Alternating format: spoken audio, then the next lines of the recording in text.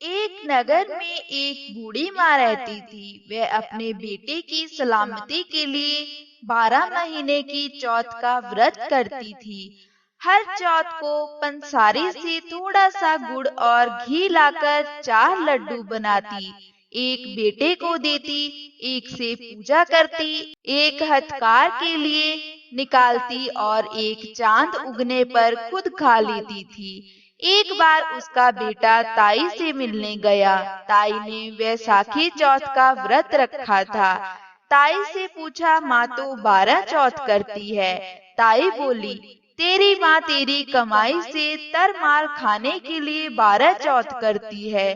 तू प्रदेश जाए तो वह एक भी चौथ नहीं करेगी। लड़के को लगा ताई सच कह रही है। घर आकर माँ से कहने लगा, मैं परदेश जा रहा हूँ। यहाँ तो मेरी कमाई खाने पीने में ही उड़ा देती है। माँ ने समझाकर रोकना चाहा पर बेटा नहीं माना। माँ ने उसे साथ ले जाने के लिए चौथ माता की आंखें दिए और कहा, मुसीबत में ये आंखें तेरी मदद करेंगे। वह आंखें लेकर रवाना हो गया। घूमते हुए एक नगर में पहुंचा। उसने देखा एक बूढ़ी माँ रोती जा रही थी और पुआ बनाते जा रही थी। उसने कारण पूछा तो बूढ़ी माँ ने कहा, बेटा इस नगर की पहाड़ी पर एक दैत्य रहता है। पहले वह नगर में आकर कई लोगों को खाने के लिए मार देता था। अब राजा हर घर से एक आदमी दैत्य के लिए भेजता है और आज मेरे बेटे की बारी है, इसीलिए रो रही हूँ और उसके लिए पुए बना रही हूँ। वह बोला, तू पुए मुझे खिला दे, तेरे बेटे की जगह मैं चला जाता हूँ। बूढ़ी माँ ने खीर पुए उसे खिला दिए। खा पीकर वह सो गया। रात को राजा के सैनिक आए तो बूढ़ी माँ ने उसे भेज दिया। दैत्य के सामने पहुँचने पर उसने चौथ माता की आंखें दैत्य की तरफ फेंक कर कहा, हे चौथ माता, यदि मेरी माँ मेरी सलामती के लिए व्रत करती है तो दैत्य का सर कटकर गिर जाए। तुरंत दैत्य का सर कट गया। लड़का वापस आ गया। राजा ने उसे उपहार देकर विदा किया। चलते हुए एक दूसरे राजा के नगर में पहुंचा। इस राज्य में आवा तभी पकता था जब एक इंसान की बलि दी जाती थी। सिपाहियों ने उसे पकड़कर आवे में चिन दिया। लड़के ने आंखें आवे में डाले और कहा, हे चौथ माता, यदि मेरी माँ मेरे लिए व्रत करती है तो आवा मेरी बलि लिए बिना झट से ही पक जाए। आवा तुरंत पक गया। आवे से मिट्टी की जगह सोने चांदी के बर्तन निकले। अंदर से लड़का बोला, बर्तन धीरे धीरे निकालना, मुझे लग नहीं जाए। राजा ने उसे निकलवाया और पूछा, इस आवे से तुम कैसे बच गए? लड़के ने बताया कि उसकी माँ चौथ माता का व्रत करती है।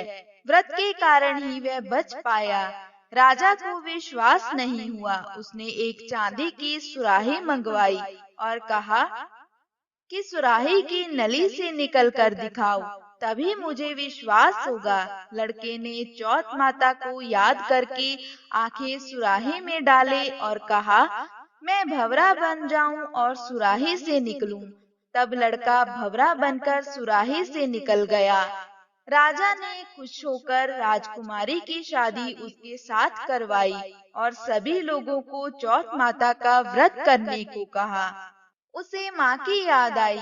उसने राजा के पास जाकर खुद के नगर जाने की इच्छा जाहिर की। राजा ने रथ, घोड़ा, हाथी और खूब सारा दाज दहेज देकर उन्हें विदा किया। चौथ के दिन अपने नगर पहुंचा।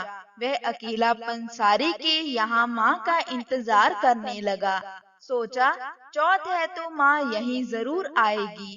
थोड़ी देर बाद लकड़ी टेकती हुई माँ आती दिखी। उसकी माँ की आंखों में जाले आने के कारण दिखना कम हो गया था।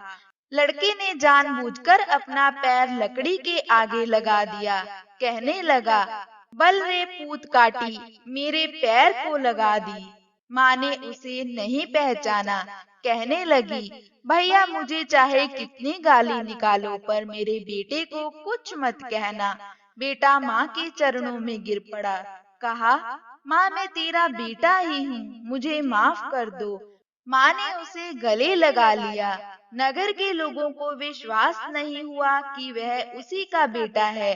बूढ़ी माँ ने चौथ माता को याद करके कहा, हे चौथ माता, यदि मैं अपने बेटे के लिए व्रत करती हूँ तो मेरे स्तन में दूध भर जाए और उसकी धार मेरे बेटे के मुंह में गिरे। माँ के स्तन से दूध की धार निकलकर बेटे के मुंह में गिरने लगी।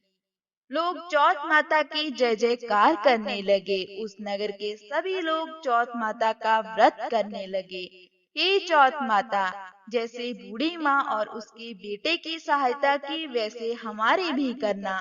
कथा करने वाले पर, कथा सुनने वाले पर और उसके पूरे परिवार पर अपनी कृपा दृष्टि बनाए रखना। तो बोलो जय चौथ माता की।